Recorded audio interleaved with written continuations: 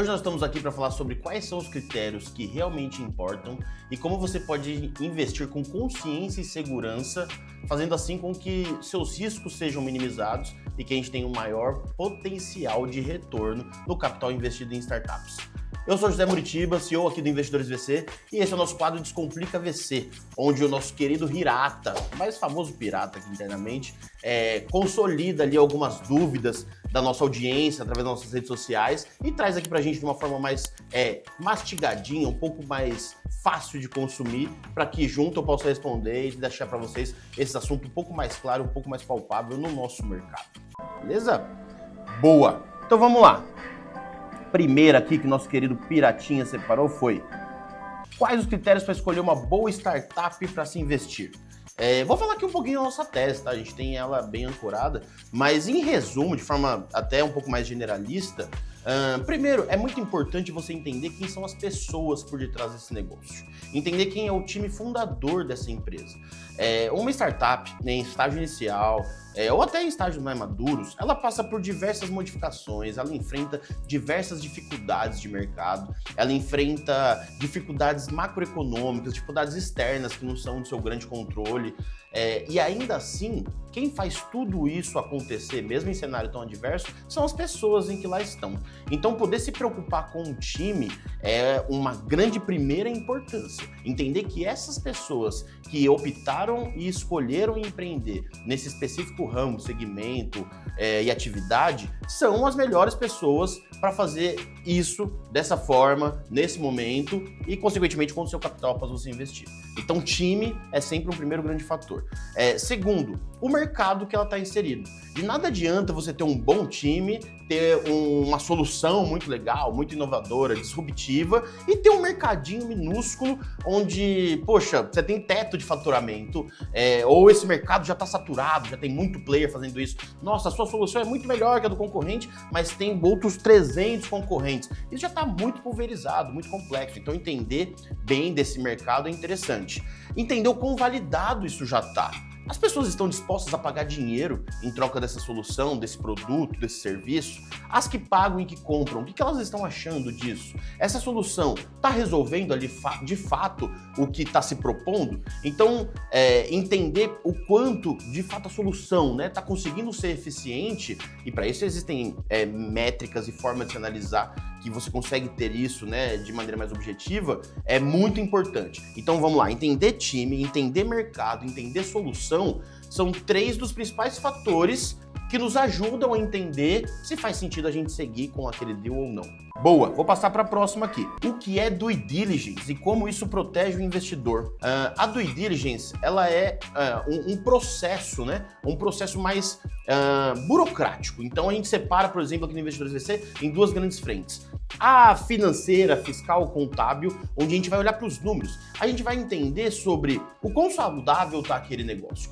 Desde qual é a margem de lucro dele, qual é os units econômicos ali, como que está a saúde financeira dessa empresa, quanto ela está faturando por mês, quanto que ela está custando por mês, qual que é o seu custo ali mensal, dividido por todas as áreas, por todas as realidades que tem de custo e que compõem esse custo final dessa empresa. A gente vai entender o enquadramento fiscal dela, vai entender se ela é lucro real, lucro presumido, se ela está ainda inserida no Simples Nacional, como está a diligência desses impostos, desses tributos, como que está a arrecadação dessa realidade, se ele está em dia com as esferas municipal, estadual, federal. A gente vai entender ali sobre se está de forma correta a constituição dessa empresa, como que está o quadro societário dela, enfim, toda essa parte que compete ali aos contadores, aos economistas, que a gente divide em grandes frentes como financeira, fiscal, tributário. E de um outro lado, a parte mais jurídica.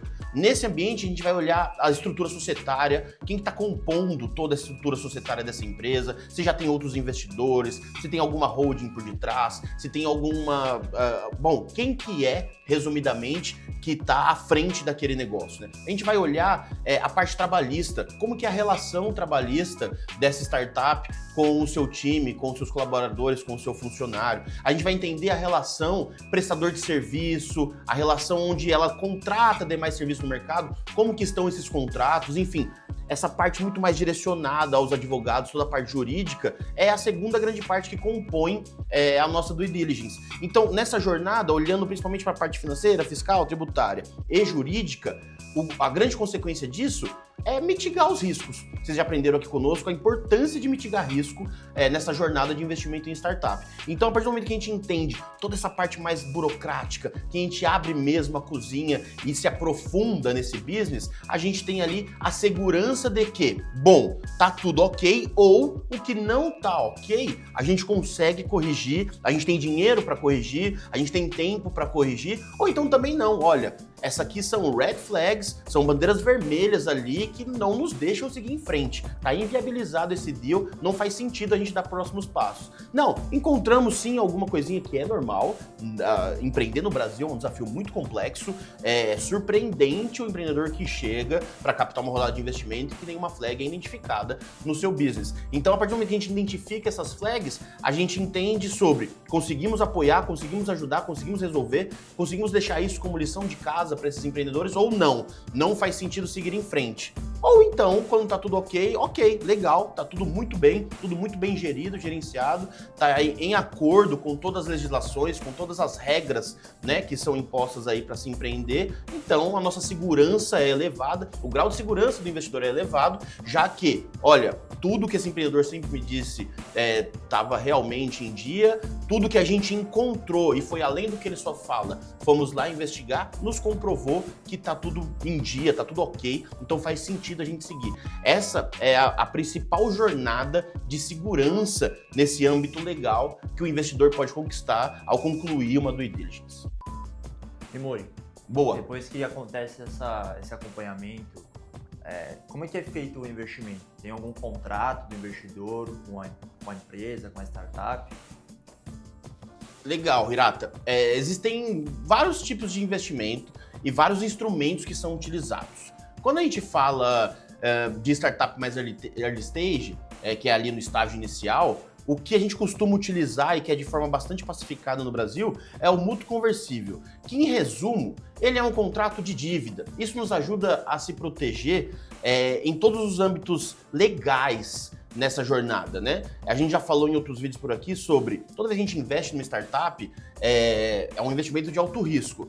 Então a gente já tem chance de perder o nosso capital. Se eu correr o risco de, em função de algo que não andou bem, da empresa seguir fora da linha, cometer algum tipo de irregularidade, jamais a gente quer que isso respingue no investidor. Então, a partir do momento que a gente, nesse estágio inicial, estabelece esse contrato de mútuo, ele é enxergado como uma dívida. Então, a startup tem uma relação de dívida, é uma relação de credor ali com o investidor. Então, isso ajuda a mitigar muito qualquer possibilidade de algum tipo de ingerência, né, dessa startup respingar nos investidores e comprometer a jornada desses investidores. Então, são diversos instrumentos, são diversos os tipos de investimento que o ramo jurídico consegue suportar e apoiar os investidores nessa relação investidor-investida, mas no estágio inicial, o mais pacificado de todos é o mútuo conversível.